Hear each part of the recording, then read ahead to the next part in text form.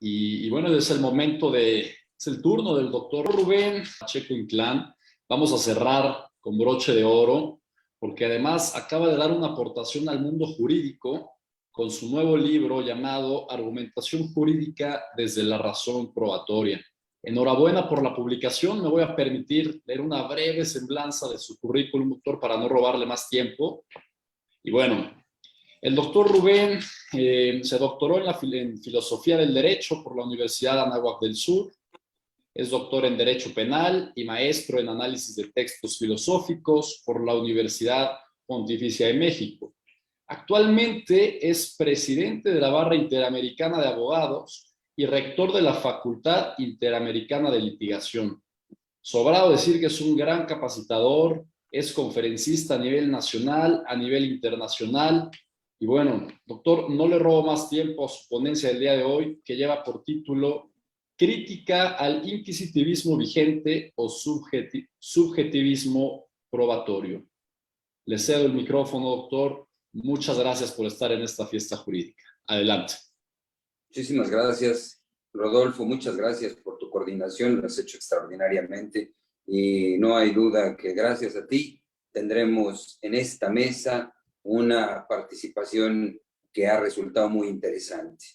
Muchas gracias a todos quienes nos permiten estar en este evento, agradeciendo particularmente a la Facultad de Derecho de nuestra máxima casa de estudios, al señor director Raúl Contreras Bustamante, particularmente a mi querido amigo Carlos Héctor Daza Zaragoza, a quien cariñosamente y con mucho respeto le digo Carlitos, porque bueno, trae el peso enorme de otro Carlos, a quien todos admiramos y quisimos enormemente, y sin duda alguna le debemos gran parte del conocimiento que todos tenemos, a quien cuando menos un servidor fue su alumno, su amigo, su compañero, y en algunas ocasiones hasta copartícipe en algunas de las bromas que él acostumbraba a hacer, porque no hay duda que fue un hombre polifacético y extraordinario.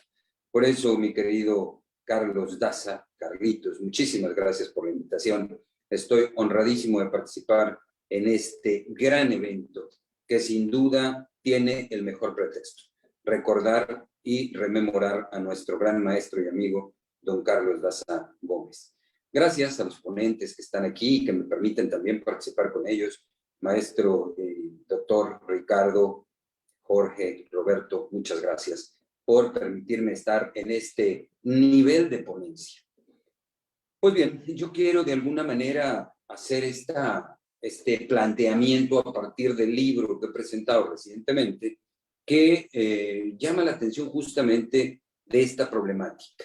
¿Qué es lo preocupante para quienes participamos en este modelo que hemos adoptado a partir del 2016 a nivel nacional y con anticipación en algunos estados, en donde el primer planteamiento y el primer elemento para presentar la preocupación sería cómo evalúan los jueces el razonamiento probatorio? ¿Desde dónde podemos estar en la conciencia de que estamos frente a un modelo que permita la seguridad del individuo?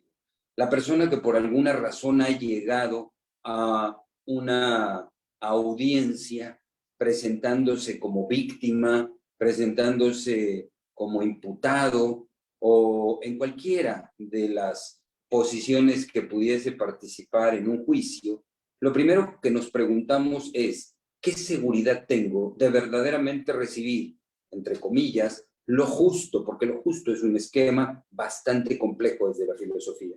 ¿Qué es lo justo y justo para quién? Entonces evitemos el término justo, pero sí cuando menos un procedimiento que me permita garantizar la seguridad de ser imputado, procesado y en su caso condenado con elementos tangibles.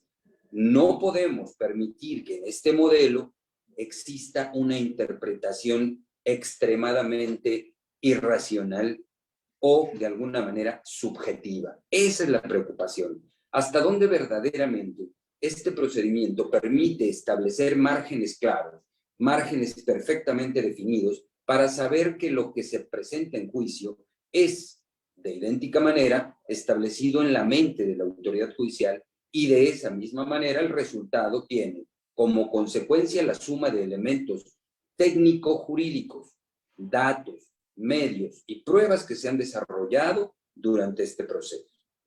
Y que es como resultado de ese proceso y su evaluación epistemológica que voy a tener confianza en la decisión de un juzgador. Ese es el punto de partida. Entonces, ¿qué es lo que ha hecho este sistema, los sistemas anteriores y los países que han estado trabajando en esta actualización?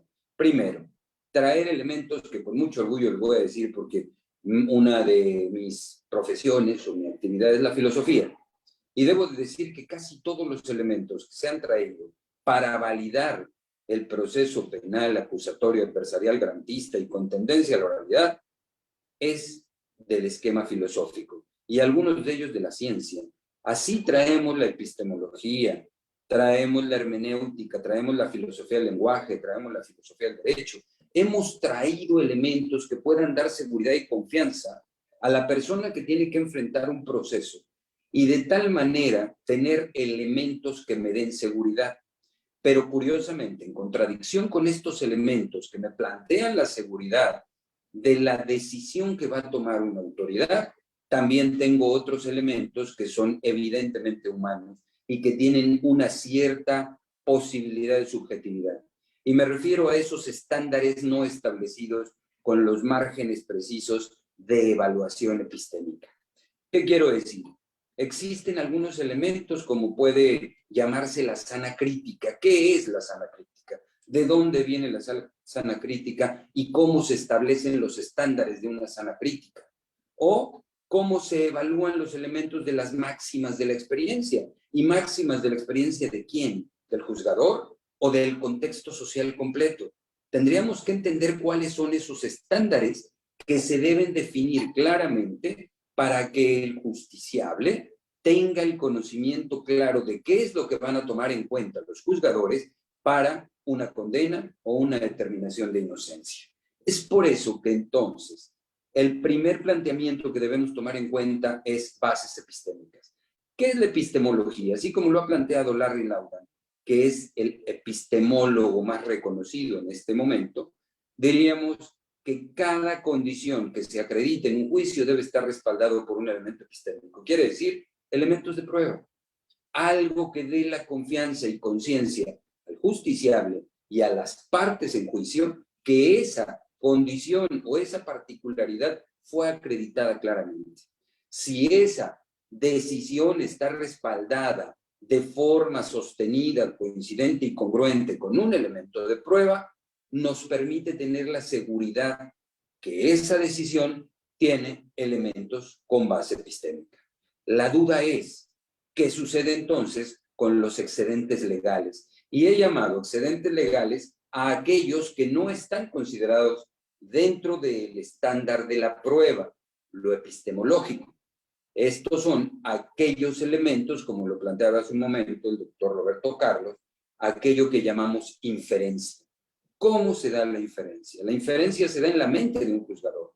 Eso no lo podemos ver, no lo podemos tocar. La única forma de reconocerlo es a través de la expresión argumentativa, que dicho sea de paso, hemos de considerar que la argumentación no es solo oralización. La oralización es la parte última de la argumentación, porque la argumentación consiste también en la estructura mental que se va desarrollando para llegar a esa oralización. Y esa oralización tiene que estar justificada suficientemente con datos, medios y pruebas que se desahogaron en presencia del juzgador y son coincidentes entonces con eso que se desarrolló en la mente del juzgador. Y eso que se desarrolla en la mente del juzgador lo he denominado metacognición judicial, porque lo que está evaluando él es elementos que no podemos ver. Tan es así que he de considerar, en materia de juicio, es la única dentro de un esquema democrático de un país que no puede someterse a la opinión pública. Hace un momento decían si Volpi, lo tomé la nota del doctor Jorge Olvera, Volpi decía que quien juzga a las personas es el juez o los medios. No podemos permitir que los medios, que ninguna opinión ajena a los elementos epistémicos permita que se acerque a una decisión judicial. Debe ser ajena completamente, y es por eso por lo que la racionalidad epistémica debe de verse reflejada en una sentencia que cumpla con toda la metodología lógica para alcanzar una verdad validada. Esto es, si pudiéramos llevarlo al plano de la lógica proposicional que casi todos aprendimos en preparatoria, diríamos, la demostración de X solamente podrá darse en condiciones que los elementos que nos acercan a X sean probados previamente. Y solo así podré determinar que X ha quedado totalmente probado. Y entonces ahí tendremos que decir otro elemento de la filosofía. La verdad absoluta no existe. A la que arribamos en condiciones de un método epistemológico es a una verdad validada. Esto quiere decir, si nosotros constituimos todos los elementos para llevar un proceso, consideraríamos que nuestro Código Nacional de Procedimientos Penales es un código lógico, totalmente lógico, y está muy bien estructurado. Debemos de hacer algunas mejoras, por supuesto, algunas propuestas, por supuesto, y de hecho hay algunas propuestas para reformar algunos elementos de nuestras Código Nacional de Procedimientos Penales, pero en su contenido es un contenido lógico. Nos está dando herramientas claras de cómo llevar cada uno de los segmentos procesales hasta llegar a la completitud de la aprobación de X. Y si cada quien va desarrollando lógicamente cada uno de los segmentos del proceso y presenta una tesis que puede llegar a ser validada a través de elementos epistémicos, entonces estaremos en presencia de una verdad validada. Así se debe de desarrollar el procedimiento, con elementos tales que permitan la seguridad de cada una de las estructuras. Y como decía también el doctor Carlos, no es posible que ningún elemento de la metacognición judicial vaya más allá de los elementos de prueba, de aquello que deja la seguridad de que cada una de sus decisiones a través de la argumentación es coincidente con cada una de las pruebas que se desahogaron en su presencia. De tal manera que aquello que se puede llamar elementos adicionales a la valoración epistémica deben de ser ajenos. Los gestos, la sonrisa, los nervios, las lágrimas, aquellos elementos que van más allá de la argumentación no deben de ser tomados en cuenta. La Corte Interamericana de Derechos Humanos ya se ha manifestado al respecto y ha señalado que ninguno de esos elementos que pudiesen causar alguna sensación en la pretensión de la formulación de la acusación, de los elementos que lleguen a la sentencia, deben de ser tomados en cuenta. Tan es así que el ejemplo nos lo ha puesto el estándar chileno de valoración argumentativa. Por ejemplo, y solo por poner una demostración de ello, para Chile, las grabaciones no tienen absolutamente nada que ver con imágenes. Ellos solo graban el audio, porque lo que interesa es la argumentación y los elementos con los que se desarrolla la argumentación. Esto es, la estructura completa que desarrolla la lógica del proceso.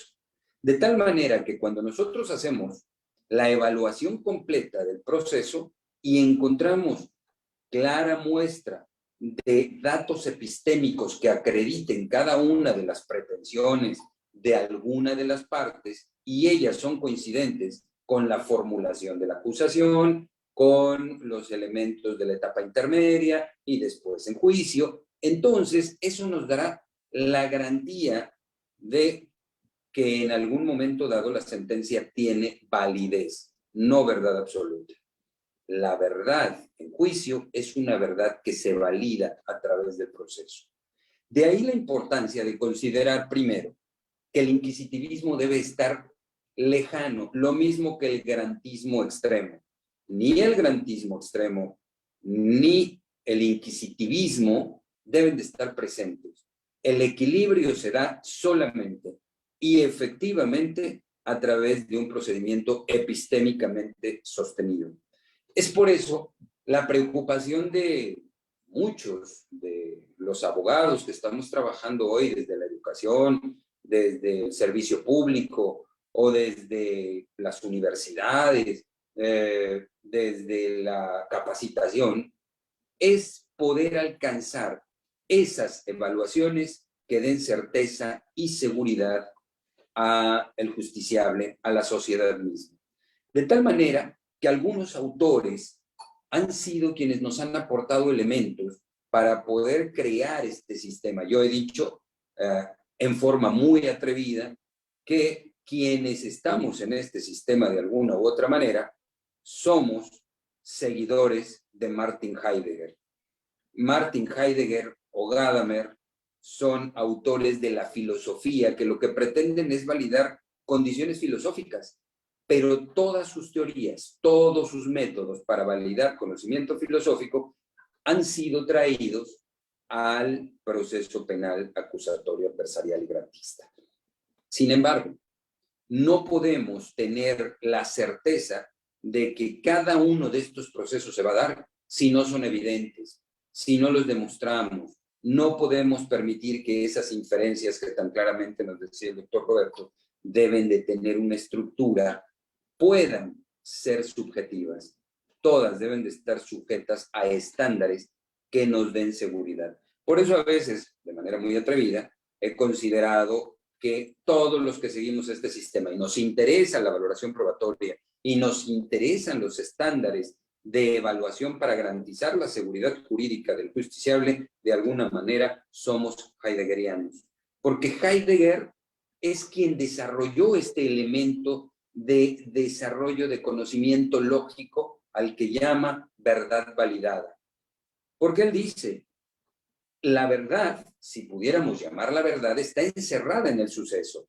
El suceso que se da y que yo quiero analizar ya tiene elementos que lo único que pretendo es descubrir de ahí, porque el suceso que se haya dado es un suceso lógico en la realidad fáctica. Si una persona en este momento choca, ahí están los elementos que yo tengo que descubrir. Por eso, para el derecho, la verdad no es construcción de una verdad, sino descubrimiento de los elementos que llamarán a eso una verdad válida. Los elementos reales del suceso, lo que pasó efectivamente, tiene encerrada la información. Vamos a pensar en este momento un homicidio que se dio en alguna ciudad, tristemente, en una población mexicana. Nadie la vio, nadie la escuchó, nadie conoció las circunstancias reales, pero ahí está el suceso. Y el suceso lo que deja son vestigios. Y esos vestigios son los que nos interesan. Por eso, en griego, la palabra para encontrar la respuesta al descubrimiento de esa verdad es aletheia. Y aletheia no quiere decir que vamos a crear una verdad fantasiosa, sino que vamos a descubrir la verdad que se encuentra encerrada en esos hechos. Esto tiene que ver también, evidentemente, con filosofía. Así hay un planteamiento hecho hace muchísimos siglos por un filósofo que decía: si un árbol se cae en un bosque y nadie lo escucha y nadie lo ve, realmente cayó el árbol. Ese planteamiento es exactamente el mismo que podríamos traer al derecho cuando decimos nadie vio un suceso que al derecho penal le interesa, un hecho jurídicamente relevante. Sin embargo, ese hecho ahí está y tiene la verdad encerrada en sí mismo. Ahí hay elementos que lo que se pretende no es inventar. Por eso este sistema tiene tantas posibilidades de negociación. Hablaba mi estimado doctor Ricardo Mezcua en el sentido de decir las negociaciones pueden ser una buena alternativa porque no buscamos el desquite, no buscamos la sanción, no buscamos cortarle la mano al sujeto que cometió un delito. Hoy no se tiene esa pretensión. Queremos descubrir esa verdad para evitarla en el futuro y para también poder reintegrar a ese sujeto a la sociedad. No conocemos los elementos internos del suceso, pero ahí están, en el hecho. Por lo tanto, lo que se pretende a través del sistema epistemológico, del sistema hermenéutico, del sistema filosófico de la interpretación, es traer y descubrir retrotraer esa información a través del develamiento de la verdad mediante el análisis de los vestigios, que sería también el esquema de prueba. A partir de esa construcción, a partir de ese desarrollo lógico que tiene que ir develando a esa X, pero a través de las proposiciones P, Q, R, S, T, y cuando yo puedo acreditar cada uno de esos elementos, P, Q, R, S, T, podré llegar a la validez de X. Por eso es tan importante acercarnos a estándares de evaluación tales como la epistemología jurídica, la argumentación jurídica, que es la base de la estructura de razonamiento, que nos va a dar certeza, que nos va a dar la seguridad, obviamente la hermenéutica y la lógica, como en este caso lo planteaba.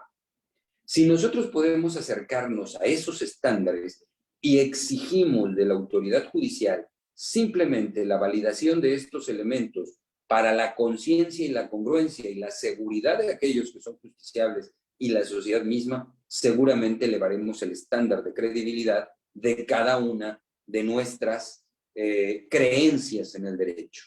Por supuesto, he planteado la preocupación, forma, el método y algunas posibilidades que pueden darnos esa seguridad. Primero, capacitación. Capacitación permanente y no solamente en el conocimiento estructural del derecho. Es fundamental conocer la teoría del delito, la teoría de la prueba, los elementos de culpabilidad, los elementos de tipicidad, por supuesto.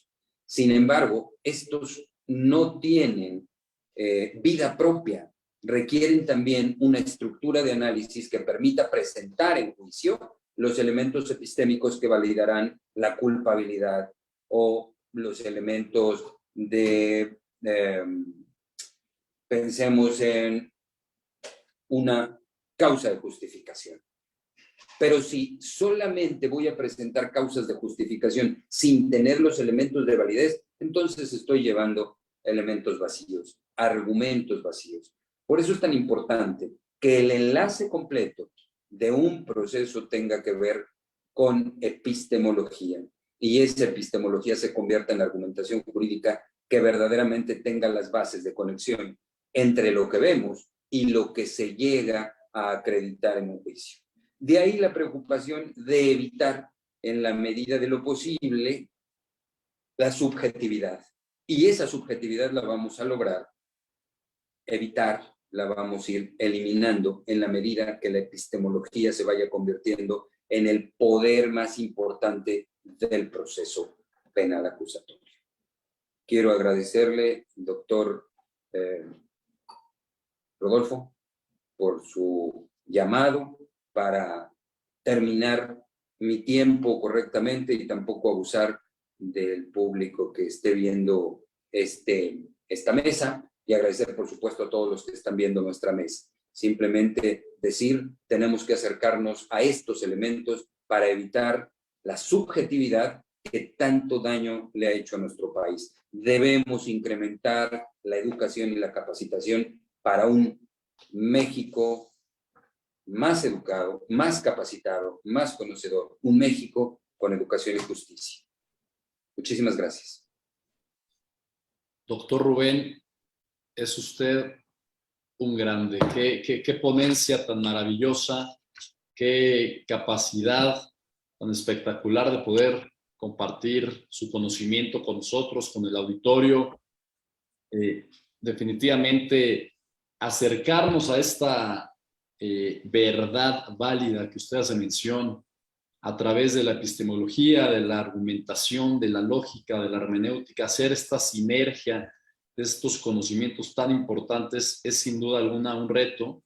Y bueno, se me ha adelantado, yo le iba a hacer una pregunta de si existen condiciones políticas para avanzar en el mejoramiento del sistema, nuestro sistema penal aquí en México, y bueno, ha sido contundente con su respuesta.